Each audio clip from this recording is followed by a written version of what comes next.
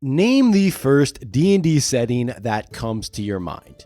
Now, don't think about it too much, just straight off the top of your head. Now, let me guess, was it the Forgotten Realms? Or maybe Ravenloft if you're into vampires? Or maybe the delightfully weird Planescape? But here's the thing, if you look at the timeline of D&D settings over the years, there are so many settings. And buried deep in that ancient pile of modules and box sets is one of the weirdest, most ambitious, and forgotten settings in the entire D&D multiverse, which I'm guessing 99.9% of people out there did not think of. Now, I am of course talking about Mystara, a setting with everything from skyships, rival kingdoms, and subsettings that themselves are just as fleshed out and amazing, and a fanbase that has somehow kept it alive for decades after it was officially and almost criminally abandoned. And to understand where this beautiful chaos came from,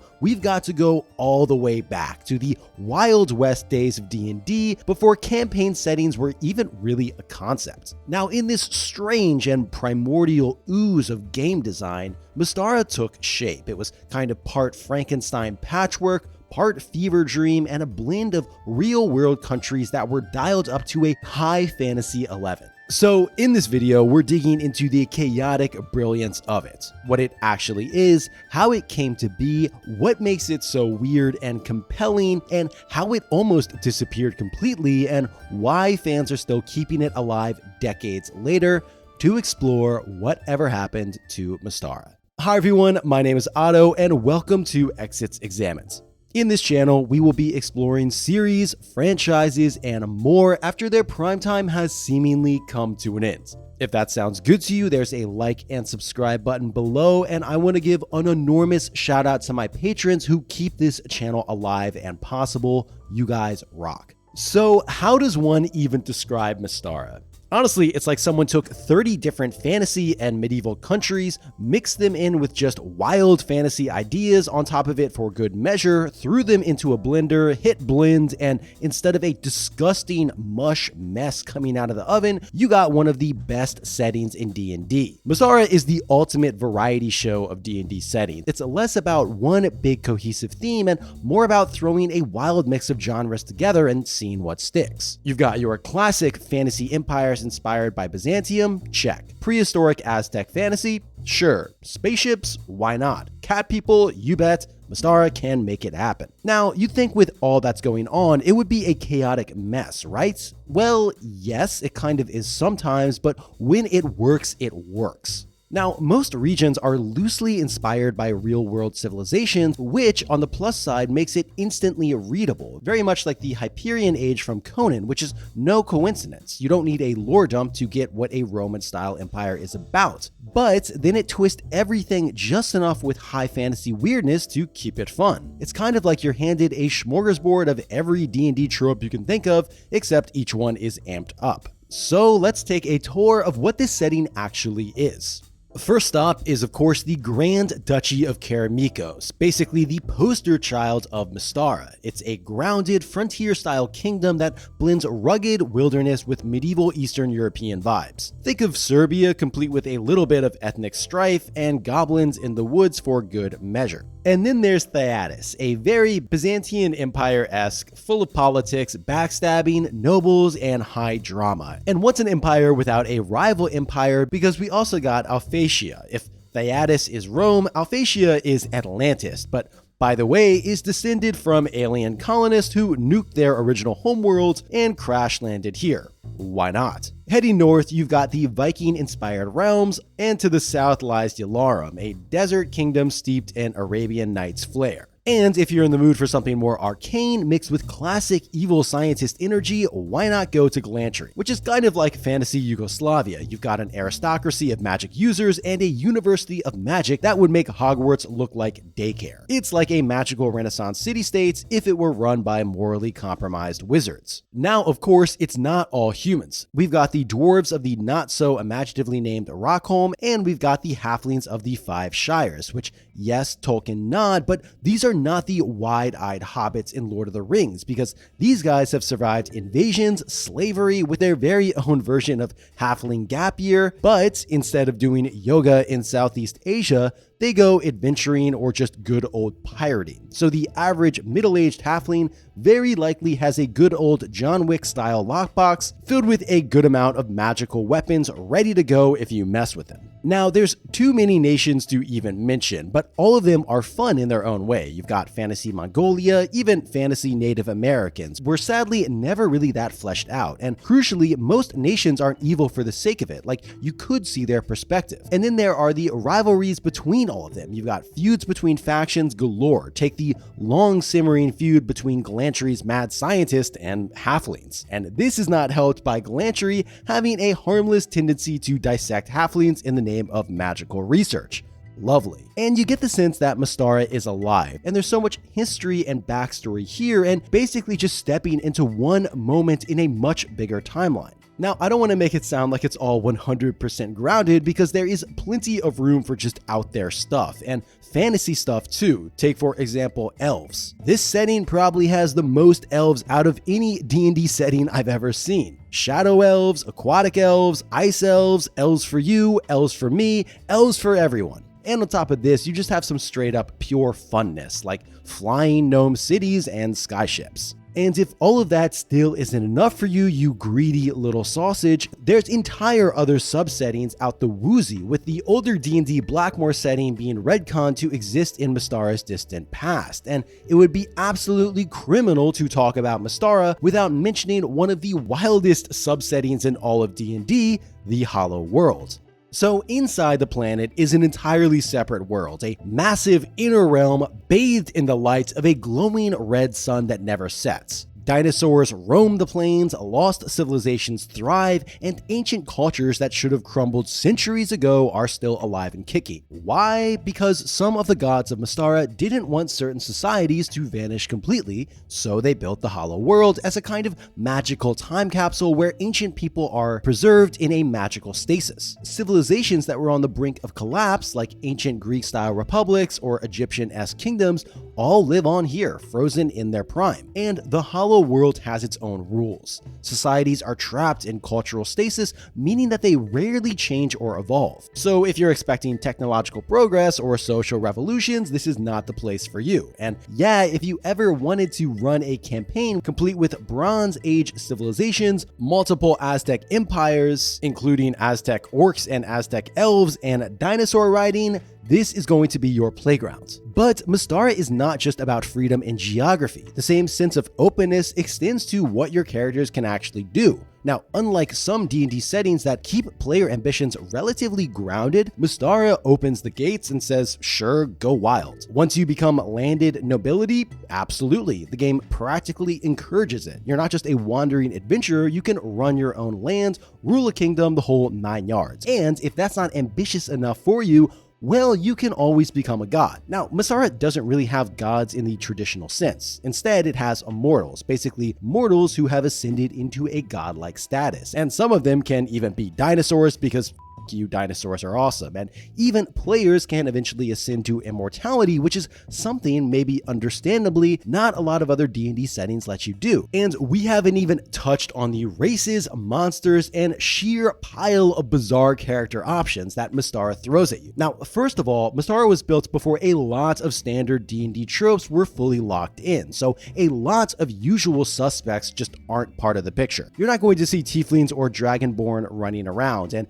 half-elves and half-orcs are rare to non-existent. It's usually one race or the other, and this is actually baked into the lore. There's a group of immortals that actively keep out anything to outer planes adjacent, so races tied to those realms, like tieflings, are either barred or treated as serious threats. It's not that they can't show up, but if they do, they're not exactly going to get a warm welcome. Another thing that might throw people off here is that in Mystara, elf and dwarf are not just races, they're also classes. Simpler times, right? And speaking of races, Mystara really just opened the floodgates and said go wild, because there are so many in here. We got lupins, who are not werewolves, but instead humanoid dog people, which is awesome. And of course the Raksata, who are a cat folk. And sure, some of them can look like house cats, but you could also have full-on tiger warriors. And there's just a wild lineup of other unique races that you won't see in your standard D&D. We're talking about flying squirrel monkey people, fey creatures, flying elf centaurs. It's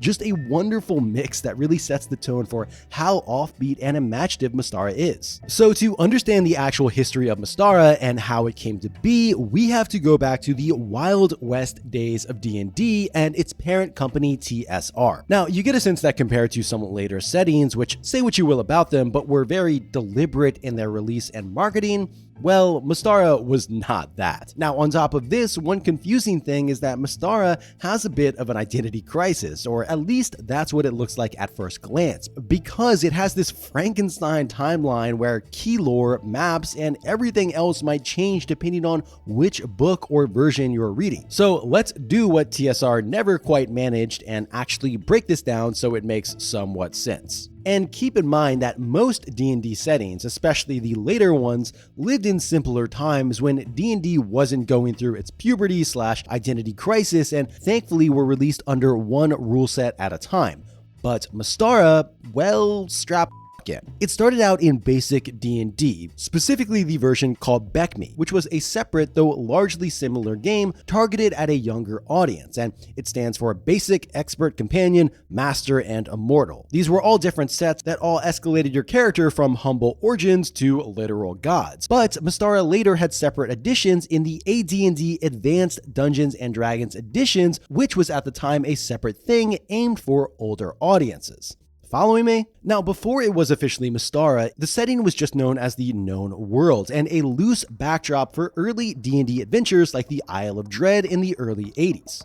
Now, part of why Mystara seems like a patchwork of different ideas is because it kind of was. It didn't spring from a single mind, instead being built piecemeal by different writers, each tasked with fleshing out a specific culture or nation. Now, over time, those pieces were stitched together into something more cohesive, but the people behind all of these were some absolute D&D legends. We're talking about Frank Mincer and David Zeb Cook, the guy who brought us Planescape, among many other designers. Now, originally Mystara was just a rough map with a bunch of scattered names. Basically a world barely more than a placeholder, but this all changed in the late 80s. Because this is where Mystara really came to life. Between 1987 and 1991, TSR went absolutely wild with Gazetteers. These books were the backbone of Mystara, each one a deep dive into a different nation or region of the known world. Now, of course, it all kicked off with the legendary Grand Duchy of Karamikos, which laid out a grounded classical fantasy kingdom that still had room for all kinds of weirdness. And this book would go on to become basically the face of the setting. And honestly, this could have been where Mystara fizzled out, because if Karamikos didn't succeed, that probably would have been the end of Mystara. But nope, the Gazetteers just kept on coming. In fact, they were pumping out an almost unhinged number of them, 5 in 1988 alone, each one fleshing out a new slice of the world. Now, unlike other settings that showed up with a big old box set and a neatly packaged world, Mystara rolled out one region at a time. Now, each Gazetteer wasn't just flavored text, it was dense, packed with languages, politics, ideologies, local holidays, and campaign hooks. People still love these books because they didn't just describe a place, they gave you a whole campaign in one tidy package. You could easily run years of games just off one of these, and to this day, people still associate Mystara with the Gazetteers. Now, if you're one of those people who want everything rules-wise in one place, the Rules Cyclopedia in 1991 compiled the entire BECME rule set along with some other setting material into one single chunky tome, and this is basically considered the go-to Mystara Bible for fans. Add on top of this that Mystara's module game is seriously strong. Some of the best adventures in D&D came out of this setting. You've got iconic ones like Keep on the Borderlands, Red Arrow, Black Shield, and Night's Dark Terror. And then there's the Creature Crucible series, which blew the doors open on playable races, including aquatic folks from the sea people and a whole suit of lycanthropes. But things started getting weird when Mystara crossed into AD&D territory. Yeah, for a while the setting was being supported under both BECMI and the AD&D rule sets, which made things confusing fast. So you would have this weird system where you would have things like the same regions getting covered in both lines. So for example, you've got the Grand Duchy of Karamiko's Gazetteer for BECMI, and then you've got Karamiko's Kingdom of Adventure for AD&D. Totally different products, same general name. Confusing, right? But the general confusion didn't end there. In 1992, TSR released a box set called Wrath of the Immortals, which blew up the status quo literally. It advanced the timeline and launched a world-shaking event that changed regions and countries, and to this day, it's pretty divisive. So much so that many people stick to the original timeline before it, because they don't like the changes. Now, it was in these last years that we got a couple of other major additions to subsettings, including Red Steel and Savage Coast. And these were cool because they showcased a lot of Mystara's more wacky nature, and while still having that signature homage to real-world places. So you got Fantasy Brazil and Fantasy Texas. It also included its own mutations and superpowers, and these are considered some of the core locations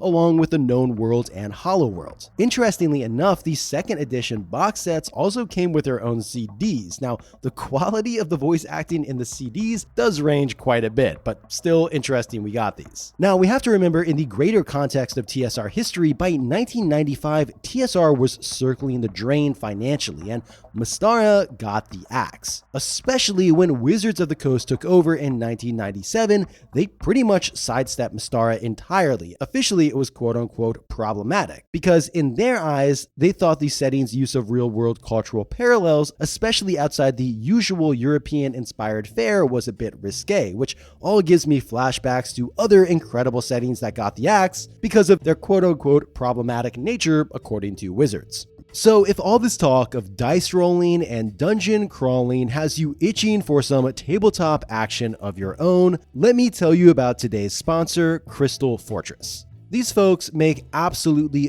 gorgeous, crystal clear cases for your miniatures, so you can finally store and, more importantly, show off your army in style, which is half the fun, right? They're durable, modular, and stackable with a slick locking system that keeps everything secure and looking sharp. They've also got accessories, trays, layouts, and all the rest of the works if you're deep into organizing like I am. Now, I love partnering with companies that actually care about the hobby, and Crystal Fortress is definitely one of them. So, if you want to protect your minis while looking slick doing it, check the link and use the discount code on screen for a nice little bonus on your first order. Okay, now back to the video. Now, speaking of what we got, you better believe it wasn't just rulebooks. Mystara had a surprisingly decent number of adaptations too, and chief among them were novels. But interestingly enough, they didn't really show up until around the mid-90s, probably riding the coattails of Dragonlance's explosive success in bookstores. First up, we got the Penhaligon trilogy by D.J. Heinrich, which kicked off in 1992. Now, these books are kind of your classic mid-90s fantasy fare, nothing too wild, but definitely cozy in that used paperback at the local library kind of way. Now, fun fact, if the author's name, D.J. Heinrich, sounded suspiciously like a pseudonym, that's because it was. The series was actually written by two different TSR staffers, and one of them took over midway through the second book. Now, we also got the Dragonlord Chronicles, which kicked off in 1994, written by Gunnarsson, who, fun fact, was apparently a professional opera singer before pivoting to writing fantasy novels. And as far as career shifts go, that one is hard to beat. Now, TSR also made a push for the younger crowd in 1995 with a handful of smaller standalone novels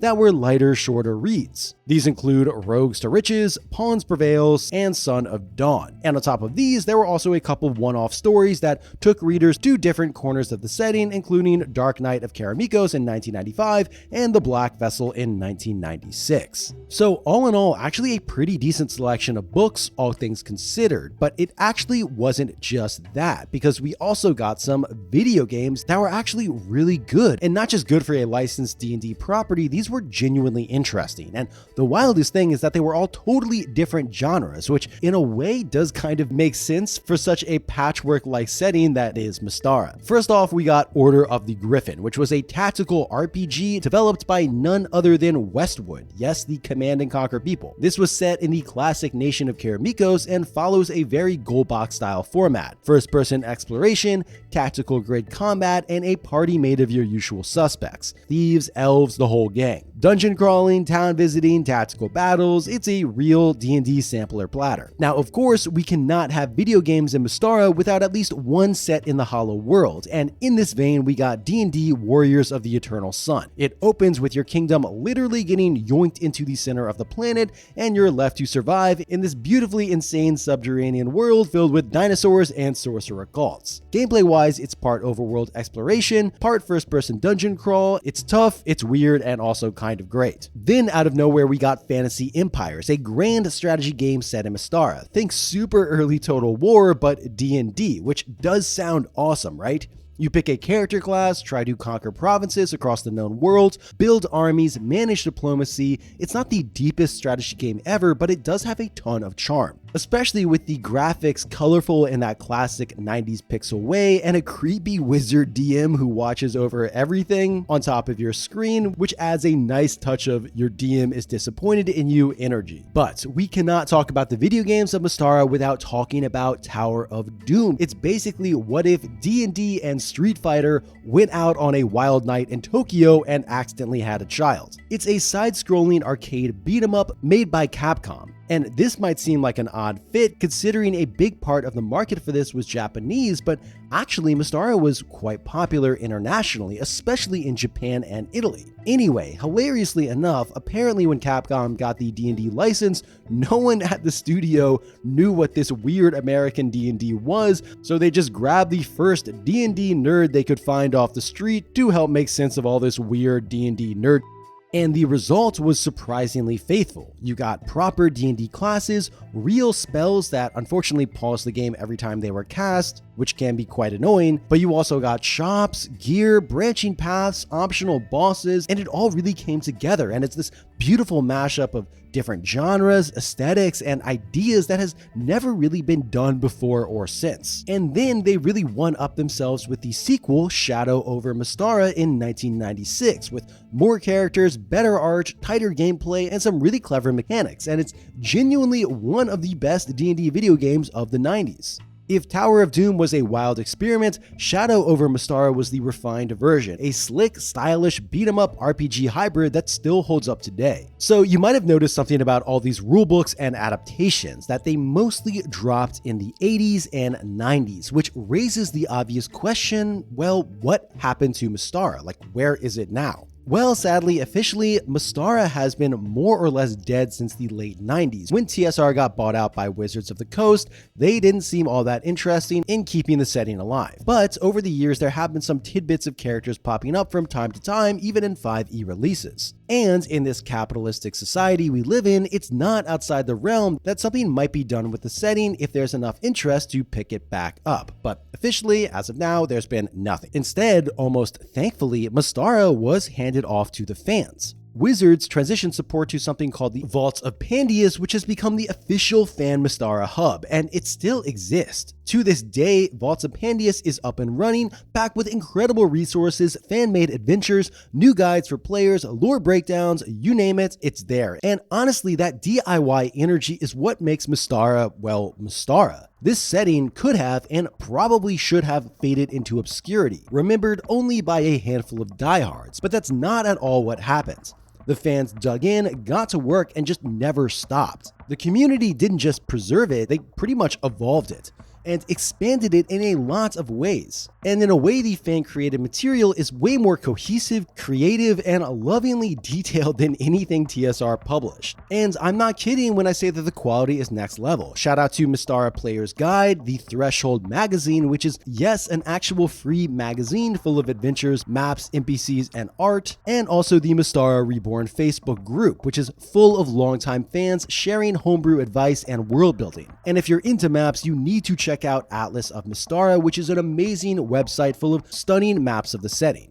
And last but not least, Mr. Welch on YouTube. If you're curious about Mystara but don't know where to start, his videos are a goldmine. He covers lore, world building, and history with so much clarity and enthusiasm that it's basically a crash course on why this setting still mattered. And if you're curious, I'm going to link all of these resources below. But this all got me thinking, why has Mystara stuck around for so long? Why do people keep pouring their time and creativity into a setting that hasn't had an official support in decades? Now, I think it's going to be, of course, different for everyone, but I think the magic of Mystara is that you can really make it your own. Unlike settings like Greyhawk or Forgotten Realms, where there's this big towering canon to navigate, Mystara is more like a box of ideas, tools, and vibes that you can remix however you want. On top of that, there's a sense of nostalgia to a lot of players who grew up with it and have a genuine affection for it, and it reminds them of what gaming felt like when they first got started. And for me, honestly, sometimes the internet can be exhausting and a source of negativity, but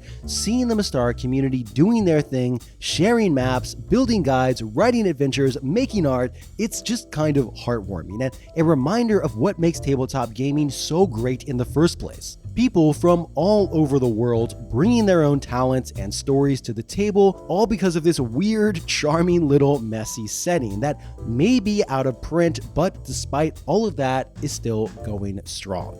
I want to give an enormous, huge shout out to the incredible Mr. Welch, who helped me tremendously with fact checking and bouncing ideas off of. Again, if you want to know anything about this setting, I highly recommend checking out his YouTube channel. It has hours and hours of amazing Mystara content. No shout out is ever complete without shouting out my incredible patrons who keep this channel alive and kicking.